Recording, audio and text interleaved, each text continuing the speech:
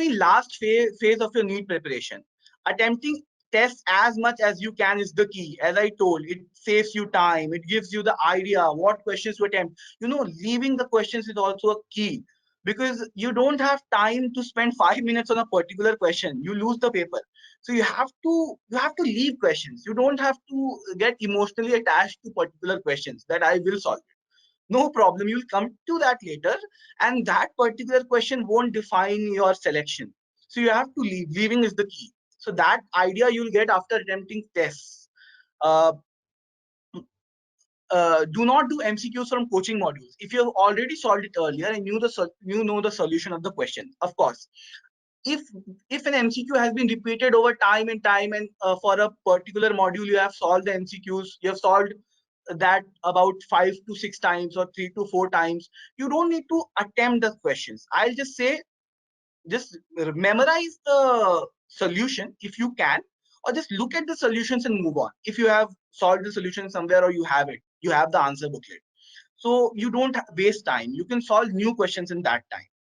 Previous year question should be used as tips. This is the most important. I'll say previous year question really helped me crack NEET. I don't know why people ignore previous year questions, but without previous year questions, I don't think you will be able to get as much marks as you deserve. So revision should be NCERT and not from coaching or personal notes. But if you're scoring very poor because you don't have knowledge, if you're scoring poor marks because the question asked directly from NCERT line but you did not have read it, so do revision from NCERT. Absolutely. Especially in biology, I will say that NCERT is a must. All the questions you are getting in NEET, it is directly or indirectly related to NCERT. About 5 to 6 or 10 questions maximum, I'll say, it is from the notes or from the coaching modules. But 80 of the 90 questions are directly from the NCERT.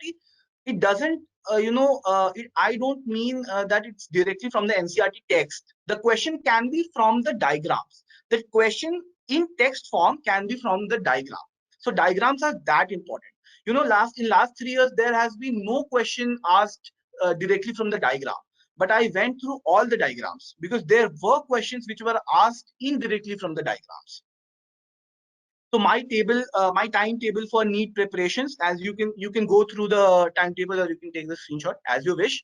I won't pressurize you for following a particular timetable, because as students are there, you have your own timetable.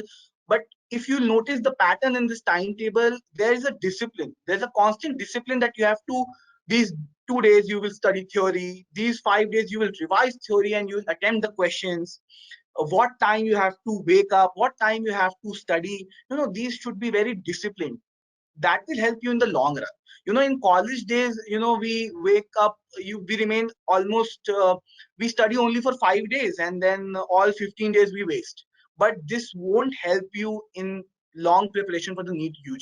You have to study constantly every day, even for a less time, but you have to study constantly. This is the key for NEET preparation.